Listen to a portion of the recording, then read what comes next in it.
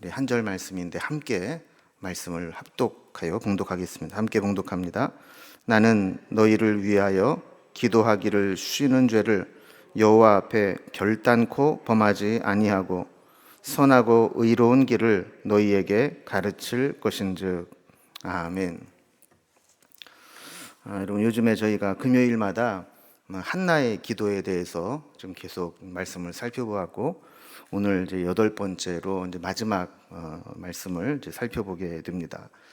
하나님께서 우리 은혜를 베푸실 때에는 항상 우리로 하여금 기도하게 하시고 또 기도에 응답하셔서 은혜를 베푸시는 경우가 많습니다. 특별히 이 한나에게도 자식이 없을 때 고민하고 또 번민하고 번뇌하고 고통을 당하는 가운데 하나님을 바라보게 하시고 기도하게 하시고 그 기도의 응답으로 아들을 주시고 그 아들을 통해서 어떤 변화가 일어나고 어떤 역사가 나타나는가, 이것까지 보여주는 것이 한나의 기도입니다. 그래서 오늘은 어떻게 보면 이 한나의 기도의 결정판입니다. 한나가 지금까지 기도했던 여러 가지 모습들이 있지만, 그러면 그 기도가 어떤 열매를 맺게 되는가 하는 부분을 오늘 살펴보게 되는 거죠. 한나가 기도해서 얻은 아들이 사무엘인데, 이 사무엘은 제사장이면서 마지막 사사였고 또 사울과 다윗을 왕으로 세우며 기름을 부었던 이 사사 시대와 왕정 시대를 연결하는 이 위대한 영적인 지도자였습니다. 그러니까 이 한나가 기도해서 얻은 이 사무엘, 그가 그 민족 가운데 얼마나 중요한 역할을 했는가를 보여주는 것이죠. 자, 그런데 이 사무엘의 인생을 관통하는 아주 중요한 개념을 하나 뽑으라면 그의 어떤 사역이나 능력이나 그의 신분이 아니라 기도라는 것을 우리가 보게 됩니다. 그는 출생부터 기도의 응답으로 태어났죠. 그래서 한나의 서원 기도로 태어난 아들입니다. 사무엘, 그 뜻이 뭐예요? 내가 여호와께 그를 구하였다. 다른 말로 말하면 기도의 응답으로 얻은 아들이다, 이런 뜻입니다. 사무엘은 한나가 서원한 대로 젖을 떼면서 여호와의 전 엘리 제사장에게 맡겨져서 자라게 됩니다. 한나는 이 사무엘과 몸은 떨어져 있었지만 그의 기도는 언제나 끊어지지 않고 이 사무엘과 기도로 교통하는 삶을 살았을 겁니다. 평생 사무엘을 위해 기도를 심었고, 사무엘은 한나의 기도를 덧입어 성장하고 자라고, 또 그가 사역을 할 때에도 아마 한나가 살아있는 동안은 이 사무엘을 위해서 끊임없이 기도했을 겁니다. 성경에 보면 사무엘의 출생 과정을 설명할 때 사무엘은 여호와 앞에서 자라게 되었고, 이런 표현이고, 또 점점 자라면서 여호와와 사람들에게 은총을 더욱 받았다. 자, 이렇게 이제 설명을 하면서 이 기도의 열매로 자라나는 사무엘이 어떤 모습으로 자라나는가를 잘 보여주고 있죠. 그래서 기도하는 것은 씨앗을 심는 것과도 같다고 비유할 수 있습니다. 여러분, 씨앗은 되게 작은 것이지만 그 씨앗이 가지고 있는 미래는 우리가 가늠할 수가 없습니다. 그래서 도토리 한 알이 바람에 의해서든 사람에 의해서든 나무에 심겨지게 되면 그 도토리 한 알로 인해서 그 도토리 나무가 얼마든지 번져나갈 수 있는 것입니다. 또 사과 한 알에 있는 씨앗의 개수는 셀 수 있어도 그 씨 하나에 있는 사과의 숫자는 셀 수 없다, 이런 말이 있듯이 그 씨앗 하나가 심겨지게 될 때 그 씨앗으로부터 수천 그루의 사과나무가 열릴 수도 있고, 또 그 나무에서 계속해서 열리는 이 사과의 열매는 수를 셀 수가 없다는 거죠. 근데 기도도 마찬가지입니다. 내가 어떤 일을 위해 기도하고 하나의 기도의 응답을 받으면 이것으로 끝나는 게 아니고, 그 기도의 응답으로 받은 그 열매가 또 다른 역사를 일으키고 또 다른 일들을 만들어내고 그럴 수 있다는 거죠. 그러니까 이 한나가 기도에서 얻은 열매는 사무엘 한 명이지만, 이 사무엘이 이 세상에서 했던 이 사역들, 이것은 어떻게 다른 사람으로 대체가 불가능한 그런 일들을 하게 되었다라는 겁니다. 우리도 기도할 때 보면 이 기도의 응답을 받기 전까지는 이게 어떤 결과를 만들어낼까? 내가 기도하는 게 어떤 의미가 있을까? 이런 생각이 들 수 있지만 기도가 열매를 맺기 시작하고 그 열매가 하나님 앞에 쓰임 받게 되면 어떤 결과를 가져올지는 우리는 상상할 수 없는 겁니다. 믿음의 여인 한나는 씨앗을 심는 것과 같이 기도를 심었고 그 기도의 열매로 사무엘이 태어났습니다. 사무엘이 태어남으로 영적 암흑기에 하나님의 뜻이 이루어져 갑니다. 이런 말이 있죠. 여자는 약하나 어머니는 강하다. 그런데 어머니보다 더 강한 것은 기도하는 여인입니다. 기도하는 여인, 하나님께서 그 기도를 통해 역사하시기 때문입니다. 한나는 기도하는 사람 한 사람이 이스라엘 역사 가운데 어떤 결과를 만들어내는지를 사무엘을 통해 잘 보여주고 있습니다. 사무엘은 엘리의 뒤를 이어 제사장이 되었습니다. 또한 하나님의 말씀을 받아 말씀을 전하는 선지자 역할을 했습니다. 나이가 들어서 영적인 분별력이 흐려지는 엘리 제사장을 대신해서 이스라엘 백성들을 하나님 앞으로 인도해 냈습니다. 그리고 사무엘을 통해서 사울 왕이 세워졌고 다윗 왕도 기름 부음을 받아 세워지게 됩니다. 자, 그러면 기도의 응답으로 태어난 사무엘이 어떤 과정을 통해서 어떤 모습으로 변화됐는가? 오늘 말씀을 보면 결론부터 얘기하면 기도의 응답으로 태어난 사무엘은 기도하는 사람이 되었다라는 겁니다. 그럼 과정을 한번 보겠습니다. 우리가 오늘 다 읽지 않고 중간에 좀 건너뛰었지만 사무엘상 3장에 보면 이런 장면이 나옵니다. 엘리 제사장에게 맡겨졌던 이 사무엘이 여호와의 전에서 이제 하나님을 섬기면서 먹고 자고 하잖아요. 근데 밤중에 자기를 부르는 소리가 들리는 거예요.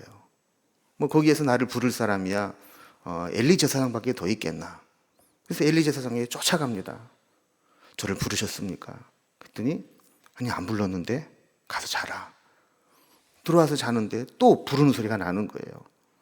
그래서 이번에는 불렀겠지. 그리고 달려갔더니 엘리 제사장이 또 안 불렀다는 거예요. 세 번째 또 부르는 소리가 나서 달려갔더니 그때 엘리 제사장이 깨닫는 게 있습니다. 아, 얘가 헛것을 들은 게 아니라면 이것은 하나님의 음성이다. 그래서 이 사무엘에게 이야기를 해주죠. 사무엘아, 만약에 또 너를 부르는 소리가 들리거든 너는 하나님 앞에 기도하면서 말씀하옵소서. 주의 종이 여기 있나이다. 이렇게 대답을 하라는 거예요. 자, 이렇게 됐을 때 그가 돌아가는데 또 자기를 부르는 소리가 들리는 겁니다. 그래서 엘리 제사장이 가르쳐 준 대로 말씀하옵소서. 주의 종이 듣겠나이다. 이렇게 대답을 하게 됩니다.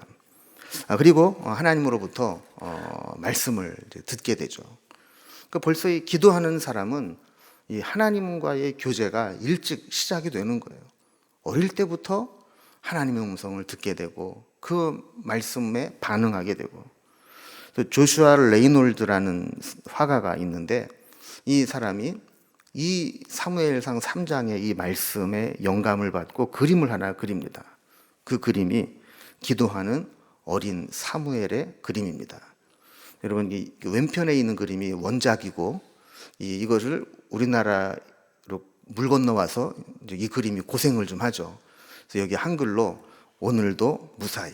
그래서 아마 여기 좀 연세가 있으신 분들은 옛날에 뭐 택시나 시내버스 같은 걸 타면 거기에 이렇게 그림으로 그려놨던 것들이 기억이 날 거예요. 그래서 한동안 우리나라에 60년, 70년, 80년대까지 이렇게 차를 타면 거기에 저게 누군지도 모르고 사람들은 뭔가 이게 기도하니까 영빨이 있을 것 같다 싶어가지고 마치 부적처럼 이렇게 차에 달고 다녔던 그림입니다. 자, 이렇게 사무엘은 어릴 때부터 기도하는 사람이었고, 우리가 사무엘 그러면 기도하는 사람, 어릴 때부터 기도하는 사람의 상징으로 이 사무엘이 인식되게 된 거죠. 사무엘은 이제 사역을 시작하면서도 기도의 사람으로 인식이 됩니다. 사무엘상 7장에 보면 우리가 잘 아는 대로 미스바 대성회로 모이는 장면이 나오게 됩니다. 그 전까지 6장까지 보면 어떤 일이 있냐면 블레셋과 계속 침략을 받으면서 고통을 당합니다. 전쟁에 아무리 나가 싸워도 이길 수 있는 방법이 없게 되자 그들은 여호와의 법궤를 가지고 나가게 되죠. 그리고 이 법궤를 블레셋에게 빼앗겨 버리고 맙니다. 그러니까 이스라엘 백성에서는 이 여호와의 법궤는 하나님의 임재의 상징인데 블레셋과의 싸움을 해도 지고 여호와의 임재의 상징인 법궤도 빼앗겨 버리고 영적으로 얼마나 공허하겠어요. 이럴 때 이 사무엘이 이제 사역을 시작을 하는 겁니다. 사역을 시작하면서 사무엘은 이스라엘 백성들에게 모아놓고 말씀을 가르치는데 우리가 왜 이렇게 전쟁에 이기지 못하고 여호와의 법궤도 빼앗기고 이렇게 고통을 당하고 영적으로 불안한 가운데 살아야 되느냐? 하나님 말씀을 거역했기 때문이고 우상을 섬겼기 때문이다. 그러니까 너희는 우상을 제거하고 하나님만 섬기라. 그러면서 미스바로 모여라. 이렇게 말씀을 하죠. 이때 사무엘이 이스라엘 백성들에게 소집 명령을 내리면서 했던 말이 7장 5절에 이렇게 기록이 되어 있습니다. 사무엘이 이르되 온 이스라엘은 미스바로 모이라.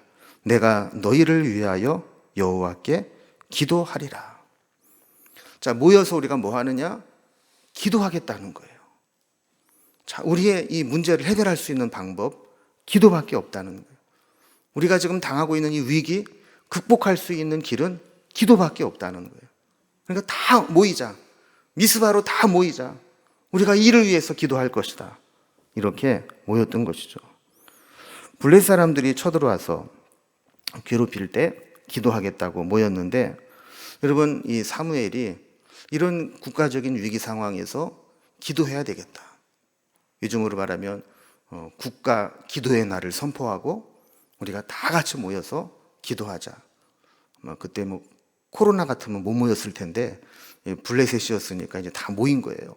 자, 그러면 사무엘이 이렇게 문제 해결은 기도밖에 없다라는 걸 누구한테 배웠을까요? 그가 젖되기 전까지 어머니 품에서 늘 기도하는 모습을 보고 배웠고 아마 이 어머니는 1년에 한 번씩 제사 드리러 성전에 올라갈 때마다 옷을 지어 입히면서 계속 기도에 대한 격려를 했을 겁니다. 여러분, 사무엘의 리더십은 기도에서 나온 것이었습니다. 하나님의 백성들은 기도하는 지도자에게 순종하고 따라가게 돼 있습니다. 기도하는 사람, 하나님 앞에 엎드리는 사람은 자기의 사사로운 욕심대로 이끌어가지 않고 기도하면서 받은 말씀대로 공동체를 이끌어가기 때문에 신뢰를 얻게 됩니다. 그러니까 엘리나 엘리의 자녀들이 마음이 흔들리고 욕심을 따라가고 정욕을 따라 살아갔지만 사무엘은 오직 기도와 말씀 속에 사역을 감당했기 때문에 그는 하는 사역들마다 백성들이 최선을 다해 따라왔던 것들을 보게 되죠.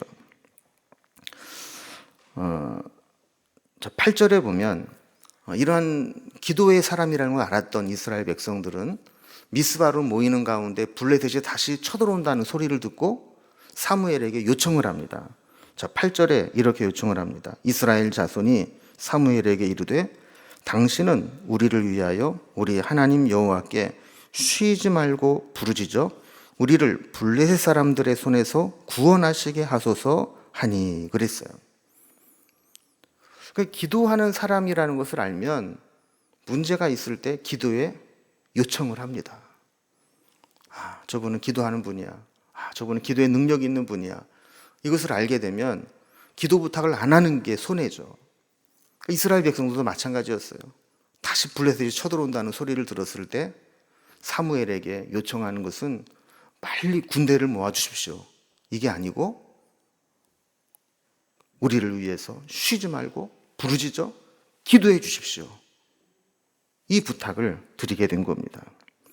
자, 그리고 이제 오늘 본문은 이제 사무엘이 사울을 왕으로 세우면서 이 사사 시대를 끝내고 이제 사울 왕이 왕이 되면서 이제 그가 정계에서 은퇴를 하는 장면입니다. 그래서 사무엘상 12장은 은퇴를 하는 사무엘이 고별 설교를 하는 장면이 사무엘상 12장입니다. 자, 그러면 이 사무엘이 왕정 시대로 넘어가면서 사울 왕에게 어떤 정권을 이양하고 그가 정계에서 은퇴를 하면서 고별 설교를 하면서 그가 말했던 이 핵심이 뭐냐? 오늘 읽은 말씀 12장 23절의 말씀입니다. 그 말씀을 다시 한번 보겠습니다. 나는 너희를 위하여 기도하기를 쉬는 죄를 여호와 앞에 결단코 범하지 아니하고 선하고 의로운 길을 너희에게 가르칠 것인즉. 여러분, 여기 보면 기도하기를 쉬는 것을 뭐라고 얘기를 해요? 죄라는 거예요. 여러분, 우리는 보통 일반적으로 죄 그러면 뭐 남을 속이거나 또 뭐 폭력을 행하거나 아니면 다른 눈에 보이는 가시적인 것들을 죄라고 여길지 모르는데, 사무엘은 기도하기를 쉬는 것이 죄라는 거예요. 그래서 내가 비록 이 정계에서는 은퇴를 하고 이제 사사의 역할을 왕에게 이양을 하고 일선에서 물러서지만, 그렇다고 해서 내가 기도하기를 쉬는 죄를 범하지 않겠다는 거예요. 여러분, 사무엘에게 기도하는 것을 쉬는 것이 죄라는 생각은 어떻게 생겨났을까요? 기도가 얼마나 중요한가를 엄마로부터 늘 보고 듣고 배웠기 때문일 겁니다. 여러분, 숨쉬기를 쉬는 것은 자살행위죠. 기도를 영혼의 호흡이라고 이야기한다면 기도하기를 쉬는 죄는 그것은 죄라고 볼 수 있다는 거예요. 기도에 사명이 있는 자가 기도를 안 한다? 직무유기고 그것은 죄가 되는 겁니다. 여러분, 우리도 기도하기를 쉬는 것이 죄로 여겨질 수 있도록 우리가 영적으로 민감해져야 됩니다. 여러분, 우리가 뭐 다른 거를 안 해서 죄가 아니라 믿음의 사람은, 기도의 사람은, 특별히 기도에 사명이 있는 사람은 기도를 쉬는 것이 죄다라는 생각을 가지고 살아야 된다라는 거예요. 그래서 사무엘은 내 사역이 여기에서 은퇴를 하지만 내 사명에는 은퇴가 없다. 내 사명은 여전히 기도하는 것이고 여전히 말씀을 가르치는 것이다. 나는 이 일을 계속할 것이다 라고 이야기를 하는 겁니다. 여러분, 그런 면에서 본다면 이 한나의 그 기도의 열정이 사무엘에게 그대로 이어졌고, 사무엘이 큰 허물이 없이, 여러분 성경에 보면 큰 허물이 없이 그의 사역을 마무리하는 사람이 별로 없습니다. 여러분, 성경의 인물들을 보세요. 성경의 인물들 중에서 처음부터 마지막까지 허물이 없이 잘 마무리한 사람이 구약에 한 2명 정도 꼽을 수 있어요. 요셉과 사무엘 정도예요. 여러분, 아브라함, 우리가 지난번 수요일마다 창세기 공부했지만 얼마나 인간적인 허물이 많습니까? 또 다윗 왕, 다윗 얼마나 큰 허물이 있어요. 또 그 다음에는 솔로몬, 처음에 그렇게 잘 시작을 했지만 마지막에 그냥 인생이 그냥 완전히 구겨지지 않습니까? 성경에 보면 아무리 훌륭하고 위대한 인물도 처음부터 끝까지 허물이 없이, 큰 허물 없이 사역을 마무리하는 사람이 그렇게 흔치가 않아요. 그런데 그 중에 한 명이 누구냐면 바로 사무엘이에요. 그래서 요셉은 어떤 사람이 그렇게 표현을 했어요. 향나무는 어디를 잘라도 향나무의 향기가 나듯이 요셉은 그의 인생 어느 토막을 잘라보아도 거기에 하나님의 은혜의 향기가 난다. 사무엘도 마찬가지입니다. 사무엘도 보면 어디에도 그 사무엘의 허물이나 큰 죄과나 이런 게 없어요. 이게 어디에서 나타났느냐?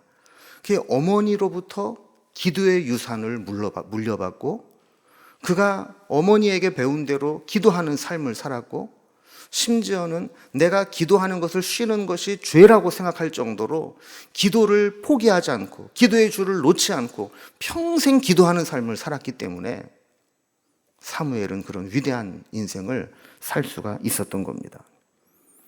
만약에 우리가 우리의 자녀들에게 기도의 열쇠를 쥐어줄 수만 있다면 우리가 그 어떤 재산을 물려주는 것보다 더 소중한 것을 물려주는 것입니다. 여러분, 우리의 기도가 우리의 자녀들이 단지 교회를 왔다 갔다 하는 것, 교회에 빠지지 않고 나오는 것, 여기에 만족하지 말고 우리의 자녀들이 기도의 능력을 알고 기도의 능력을 활용할 줄 알고 기도의 사람이 되도록 하는 것, 여기까지 부모가 해야 될 사명이고 책임입니다. 여러분, 교회적으로 볼 때에도 신앙의 1세대들이 기도하는 자리를 지키며 철야하며 뜻을 정하고 시간을 정하고 주의 성전에 기도하는 자리를 지키고 엎드려 기도했던 것과 같이 그 자리를 믿음의 후배들이, 우리의 자녀들이 계속해서 그 기도하는 자리를 지키게 될 때 그곳에 소망이 있는 겁니다. 한나가 기도의 응답으로 사무엘을 낳은 것으로 만족하지 않고 사무엘이 기도하는 사람이 되도록 끊임없이 기도했던 것과 마찬가지로 우리도 우리의 자녀들이 기도의 삶을 살아갈 수 있도록 기도를 쉬지 않기를 바랍니다. 한나가 이렇게 하나님 앞에 기도한 것은 사무엘이라고 하는 기도하는 사람을 만든 것으로 응답이 되었습니다. 여러분, 이 유산이라고 하는 것은 부모가 가지고 있는 것을 물려주는 거잖아요. 내가 없는 것을 유산으로 물려줄 수는 없잖아요. 옆집에 좋은 재산이 있고 아파트가 있는데 나는 못 가졌지만 우리 아들에겐 저거 줬으면 좋겠다. 그래서 아들을 불러놓고 내가 저 옆집의 아파트를 너에게 유산으로 주노라. 그럼 말이 안 되잖아요. 유산이라는 것은 내 소유로 돼 있고 내 것인 것을 물려주는 게 유산입니다. 그러면 기도의 유산을 물려준다는 것은 뭐냐면 내가 기도하는 사람이고 기도의 능력을 가지고 있고 기도하는 삶을 살아가고 있다는 것을 전제로 하는 것이죠. 그래서 내가 이렇게 기도에 응답이 있었고 기도에 열매가 있었고 기도로 살아왔는데 너도 이대로 기도하는 것을 이어받았으면 좋겠다. 이게 기도의 유산이 물려지는 겁니다. 그럼 지금까지 미국 사람들에게 가장 존경을 받는 대통령을 뽑으면 항상 링컨 대통령이었어요. 우리가 알다시피 링컨은 그렇게 뛰어난 사람이 아니었습니다. 링컨은 어머니 낸시 여사로부터 많은 이 영향을 받았는데 안타깝게도 링컨의 어머니 낸시 여사는 링컨이 9살 때 세상을 떠나게 됩니다. 그런데 이 낸시 여사가 죽기 전에 링컨을 불러놓고 어린 링컨을 불러놓고 유언을 남기면서 오직 유산으로 남겨준 것은 낡은 성경책 한 권이었어요. 이 성경책을 남겨주면서 9살짜리 링컨에게 뭐라고 얘기를 했냐면 내 아들아, 이 성경책은 나의 부모님께 받은 것이다. 내가 여러 번 읽어 많이 낡았지만 우리 집에 값진 보배다. 내가 너에게 12만 평의 땅을 물려주는 것보다 이 한 권의 성경책을 물려주는 것을 진심으로 기쁘게 생각한다. 너는 성경을 읽고 성경 말씀대로 살아가는 사람이 되어다오. 이것이 나의 마지막 부탁이다. 링컨은 그의 고백을 통해서 이 어머니에게 물려받은 이 성경책 그리고 어머니에게 물려받은 신앙의 유산, 그것을 가지고 평생을 살았다는 겁니다. 여러분, 좋은 조건에서 공부할 수 있도록 좋은 요건을 자녀들에게 만들어주고 자녀들이 편안한 삶을 살아갈 수 있도록 재산을 물려주고 또 부모가 가지고 있는 모든 것들을 아낌없이 전수해 주는 것도 자녀들에게 유익하고 필요한 것이 될 수 있지만, 우리가 놓치지 말아야 될 것은 신앙을 물려주는 것이고, 그 중에서도 기도하는 신앙을 유산으로 물려주는 것입니다. 그 외에 다른 것들은 물려줘 봐도 잘못 관리하면 어느 순간에 날아갈지 몰라요. 그러나 그가 기도하는 유산을 붙잡을 수만 있다면, 기도는 그에게 마르지 않는 샘물과 같이 끊임없이 하나님의 은혜를 샘솟게 만들어 줄 것이고, 기도를 통해 필요한 모든 것들을 하나님으로부터 공급받을 수 있기 때문입니다. 기도하는 사람에게 미래가 있고, 기도하는 사람에게 소망이 있습니다. 기도하는 사람에게 문제를 해결할 수 있는 열쇠가 들려져 있습니다. 한나가 기도하기 시작했을 때, 특별히 그가 해마다 절기 때마다 성전에 올라와서 기도했지만, 그런 일상적인 기도가 아니라 적극적으로 매달려서 기도하는, 진짜 기도하는 삶을 살기 시작했을 때 이스라엘의 영적인 등대와 같은 사무엘을 얻고, 그 사무엘을 통해서 이스라엘이 가장 영적으로 어두울 때 하나님의 그 사역을 감당하는 하나님의 종이 태어났던 것과 같이, 우리가 기도하면서 얻은 열매, 그리고 우리의 기도의 유산을 물려받은 자녀, 우리가 자녀에게 물려준 기도, 그것이 앞으로 어떤 열매를 맺을지, 그 열매가 어디까지 퍼져갈지, 그 씨앗으로부터 나온 그 퍼져나가는 열매들이 어디까지 확장될지 우리는 아무도 모르는 것입니다.